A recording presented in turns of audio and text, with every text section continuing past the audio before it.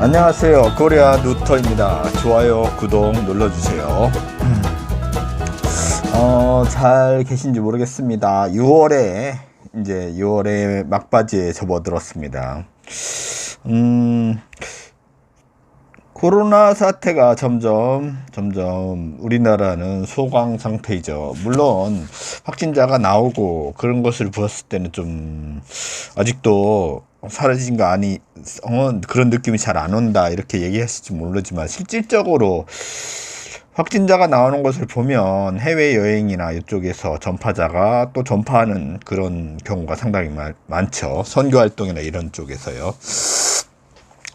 제가 말씀드립니다만, 코로나 사태는 가을에 엄청나게 확산될 거라고 계속 말씀을 드렸습니다, 여러분들한테요.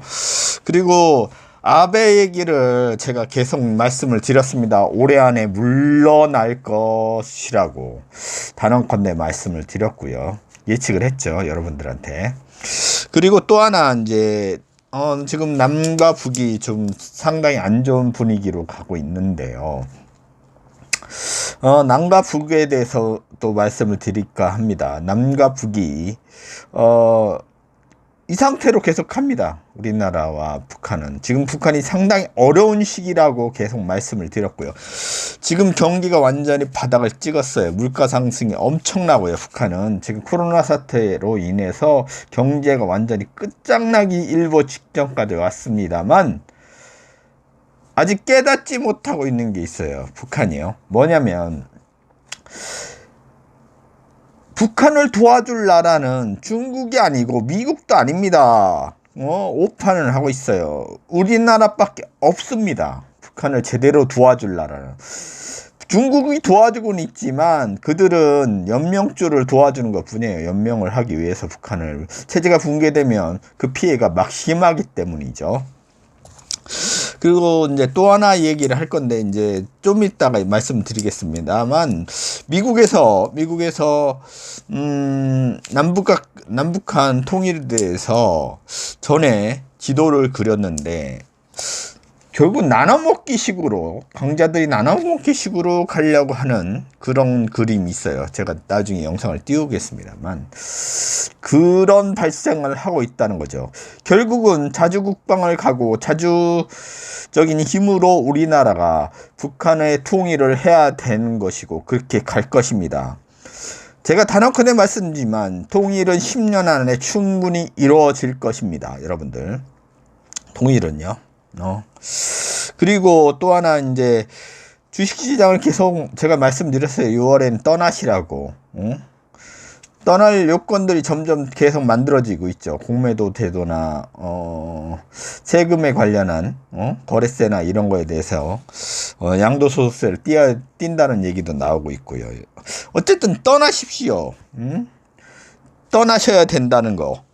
제가 보기에는 상당히 어려운 시기란 거, 지금 들어가시면 절대 안 된다는 것만 알고 가셨으면 하고요.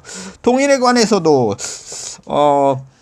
언급을 해드릴까 합니다. 하지만 이제 첫 번째로 아까 말씀드린 것처럼 아베 총리에 대해서 올해 안에 물러날 것이라는 얘기를 했죠. 지금 또 문제가 터졌는데 언론 얘기를 잠깐 듣고 말씀을 드릴까 합니다. 내가 출마한 국회의원 선거에서 지방의원 등 약 100명에게 금품을 뿌린 혐의로 검찰에 체포됐다는 소식 전해드렸는데요. 그 돈 중 일부가 아베 총리에게서 나온 거란 증언이 나와 일본 열도가 발칵 뒤집혔습니다. 도쿄에서 윤서령 특파원이 보도합니다. 아베 총리의 이름을 꺼낸 건 히로시마현 한 지방의회 의원이었습니다. 가와이 전 법무장관, 당시 국회의원이 아내의 선거를 잘 부탁한다며 돈을 건넬 때 아베 총리가 보낸 것이라고 했다는 겁니다. 아베 총리의 이름이 나와 거절하지 못했다면서 돈을 받은 사실을 털어놨습니다. 당시 자민당 본부는 이 지역구에만 다른 곳보다 10배나 많은 1억 5천만 엔, 약 17억 원을 지원했습니다. 자민당 총재인 아베 총리의 지시로 집중적으로 지원이 이루어진 게 아니냐는 의혹이 제기된 대목입니다. 또 금품이 뿌려진 기간에 아베 총리가 가와이 의원을 여러 번 따로 만났다는 주장도 나왔습니다. 가와이克行氏と繰り返し会っている。4月、5月、6月繰り返しお金を渡した時期に会っている。これ全て安倍首相が答える必要がある。 이렇게 돈을 받은 정치인들의 명단이 공개되면서 그동안 입을 다물었던 정치인들도 돈을 받았다는 사실을 줄줄이 시인하고 있습니다. 이미 지자체장 2명은 자리에서 물러났습니다. 일본 정부는 선을 그었지만 가시방석입니다.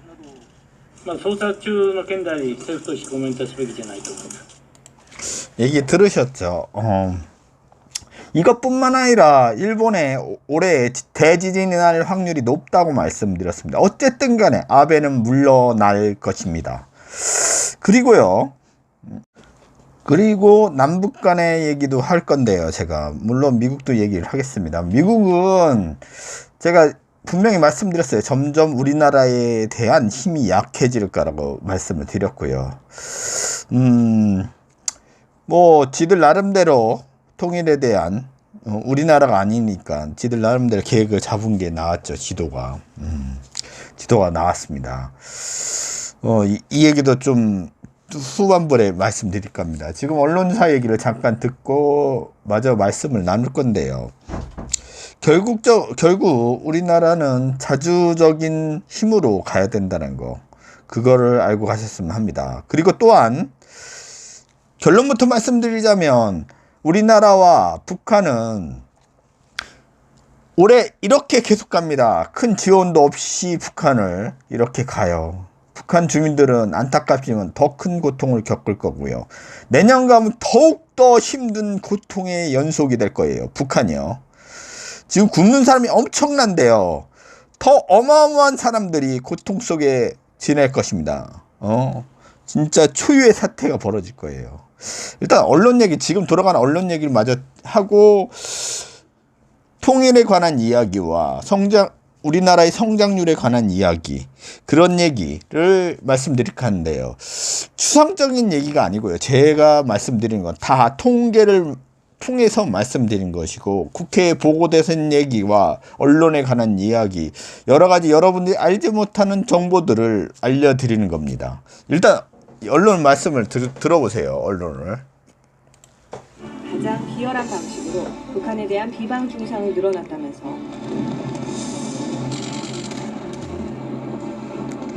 겉으로는 멀쩡해 보이는 사람이 정신은 잘못된 것이 아닌가. 기국청은 앞으로 기본적인 예의를 갖추기 바랍니다. 똑같이 한번 제대로 당해봐야 우리가 느끼는 혐오감을 조금이나마 이해하고, 북한이 확성기 재설치로 수위를 높여가면서 남북 간 군사적 긴장이 더 높아지고 있습니다. 남북이 함께 기울여온 노력과 성과를 무산시키는 조치를 행동에 옮길 경우 그에 대한 대가를 치르게 될 것이라는 것을.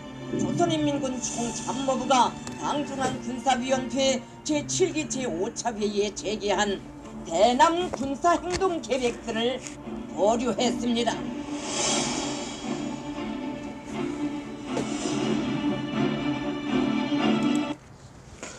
얘기 들으셨죠? 결론부터 말씀드리자면요. 북한은요, 올해 중국의 도움으로 인해서 70만 톤을 받았습니다만, 경제적 도움을요, 쌀을. 하지만 우리나라한테도 받으려고 원하고 있습니다. 하지만 그게 안 될 거라는 거 결론부터 말씀드릴게요. 지금처럼 계속 밀고 당기고 남한과 계속 이런 식으로 갈 겁니다. 정한되면 미국도 끌어들이겠죠. 여러분들 좀 다른 얘기긴 하지만 부부간에도요, 싸움이 나면 부부끼리 해결하는 게 제일 빠릅니다. 당사자들끼리. 다른 사람이 끼면요, 문제가 커지고요, 복잡해집니다. 지금 상태는 상당히 복잡해졌고 곤란한 사태가 벌어지고 있다는 거죠. 미국이 꼈고요, 러시아가 꼈고요, 중국이 꼈습니다. 그리고 우리 남한과 북한, 거기다 일본까지 끼려고 하죠. 그렇게 해결점이 안 나온다는 거죠. 내년 가면 북한은 아사 직전이에요. 아사 직전. 진짜 아사 직전입니다. 지금도 상당히 어렵고요. 바닥을 찍었어요. 완전히 개박살나 있는 상태입니다. 이렇게 말씀드리긴 곤란하지만 경제가 완전히 작살나 있는 상태예요. 북한은요. 근데 더 박살난다는 거죠. 끝장을 볼 거예요. 그래서야 내년 가서야 깨닫게 될 겁니다. 북한이. 미국도 아니고 중국도 아니고 러시아도 아닌 한국을 잡아야 된다는 생각이 들 거예요. 한국만이 그들을 살려낼 길이라는 걸 알게 될 겁니다. 결론부터 말씀드리는 거예요. 그 뒤에 얘기는 나중에 또 이제 기회가 있으면 말씀을 드리겠습니다만 그렇게 갈 거라는 거. 그리고 또 하나, 미국이 지들의 나름대로 통일에 대한 그림을 그렸죠. 지도를 그렸습니다. 지금 제가 띄워드릴게요. 이쪽에 4개국을 나눠 먹는 식으로 우리나라를, 북한을요, 남한도 띄워지고 중국도 띄워지고 진해도 먹고 러시아도 먹고 남의 나라라고 막 나가는 거죠. 아직까지 우리나라가 힘이 없다고 보는 겁니다. 우린요 지금 참고 견뎌야 되는 시기입니다. 제가 계속 말씀드리잖아요. 2, 3년만 참고 견디면 됩니다. 욱하지 말고요. 욱하면 안 됩니다. 참고 견뎌야 돼요. 한신이 양아치 새끼의 다리가랭이를 기어갔습니다. 10년을 꾹 참고요. 기어갔어요. 그런 게 필요한다는 거죠. 우리나라에게. 지금 2, 3년의 기회를 꾹 참고 기다리면 우리가 떵떵거리고 초강대국으로 간다는 거죠. 제가 단언컨대 말씀드리지만 이재용의 힘도, 삼성의 힘도, 그리고 현대의 힘도, 그리고 어느 정치가의 힘이 아닌 국민의 힘으로 갑니다. 우리나라는. 국민들이 한 사람 한 사람들이 피땀 흘려서 만든 나라라는 거. 조국을 위해서 바쳤고 IMF 때는 금을 모아서 팔고 했기 때문에 이룬 나라라는 거. 그러기 때문에 위대한 나라라는 거. 어느 나라보다 더 강대한 나라로 갈 거라는 걸 말씀드리고자 합니다. 그게 몇 년이냐? 통일은 10년 안에 되고요. 우리나라는 초강대국은 5년 안에 이루어집니다. 여러분들이 뼈저리게 느낄 거예요. 5년 안에 초강대국으로 간다는 걸 느끼실 겁니다. 그러면 이제 돌아와서 초강대국으로 가면 통일로 가고 그러면 뭐가 좋냐? 말씀드릴까 합니다. 이거는요 국회에 보고된 내용입니다. 경제 성장률이요, GDP 우리나라만 놓고 말씀드린 거예요. 2001년부터 2005년까지요 우리나라 경제 성장률은 5%였습니다. 5%. 그리고 2006년부터 2010년까지는 4.2%였어요. 4.2%. 그리고 2011년부터 2015년까지는 3.2%였습니다. 3.2%. 그리고 2015년부터 2019년 작년까지 성장률은 2.8%였습니다. 아무리 대통령을 경제를 살리겠다고 하는 사람들, 그 작자들을 뽑아놔도 소용이 없다는 거죠. 그리고 올해와 앞으로의 성장률은 2020년부터 2024년에 2.3%로 보고 있습니다. 이거는 국회에 보고된 내용입니다. 자, 여러분들, 우리나라는요 이미 선진국 대열에 들어가 있습니다. 국민들이 알든 모르든 상관없이 말입니다. 자, 이러면 더 이상 올라갈 수가 없다는 소리예요. 그 무슨 소리냐? 3%대 갈 수 없다는 소리입니다. 우리나라는요 이미 선진국에 들어섰고요. 그러면 만약에 통일을 간다면 어떻게 될 것이냐? 독일을 예를 들어서 말씀드릴까 합니다. 이것 또한 국회에 보고된 내용입니다. 독일이요 통일 당시에 5.7%난 경제 성장률을 한꺼번에 이루었습니다. 제가 보기엔요 우리나라는 통일로 들어가면요 바로 6%, 7%까지 찍습니다. 우리나라는요. 왜요? 북한이 너무 낙하돼 있고 너무 기반 시설이 없어요. 동독보다 너무 현찮다는 거죠. 지금 아주 바닥이라는 거예요. 바닥. 철조가리도 제대로 없다는 소리입니다. 그리고요 그 다음에 독일이 통일하고 그 다음 연도에 5%를 성장했습니다. 5%를요. 또한 우리나라도 그 그 성장률을 뛰어넘을 것으로 보입니다. 그 다음에는 물론 위기가 와서 잠깐 내려간 적도 있지만 다시 반등을 했죠. 우리나라는 초스피드로 갑니다. 독일과 서독과 동독이 통일한 것보다 더 큰 성장률을 이룰 거예요. 왜? 북한엔 천연자원이 어마어마하게 쌓여 있습니다. 여러분들이 알지 못하는 천연자원 어마어마하게 쌓여 있고요. 기본적으로 제일 귀한 천연자원들은 여러분은 뭘 생각하는지 모르지만 히토류가 있습니다.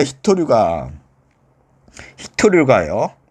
그러면 우리나라가 더 이상 중국의 히토류를 수입 안 해와도 되고요. 북한엔 또 뭐가 있냐? 석유가 있습니다. 매장되어 있는 석유가. 제대로 기술이 없어서 그걸 못하고 있어요. 여러분들. 제대로요. 그렇기 때문에 그것도 가능합니다. 그러면 우리가 수입할 필요가 없어요. 석유와 가스를. 미국이나 중동에 더 이상 손을 내밀지 않아도 돼요. 우리가 북한 애들 걸 캐서 우리가 서로 자급자족이 되고 돌아갈 수 있다는 거죠. 또한 제일 중요한 겁니다. 표면적으로 보이지 않는 문제. 뭐죠? 고령화 문제가 해결이 됩니다. 우리나라가요 초고령화 사회로 들어가고 있습니다. 여러분들 점점 일본보다 더 빨리 들어가고 있어요. 여러분들. 근데 북한은요 상대적으로 젊은 애들이 많아요. 10대부터 40대가 더 많아요. 그러기 때문에 우리 성장률은 어마어마할 겁니다. 시너레이지 이 효과가 어마어마하다는 거죠. 여러분들. 통일로 간다면요. 하지만 제가 아까도 말씀드렸죠. 올해는 밀고 당기고 계속해서 이런 식으로 갈 것이고 내년에는 더 비참한 상황으로 북한이 나락으로 떨어질 것입니다. 그때서야 깨달을 거예요. 아무리 지금 얘기해도 소용이 없습니다. 그때서야 깨닫습니다. 북한도. 중국은 북한을 죽지 않을 정도만 준다는 걸, 러시아는 소용이 없고 미국은 뻥쟁이고 우리나라밖에 없다는 걸 깨닫게 되면서 느끼게 된다는 거죠.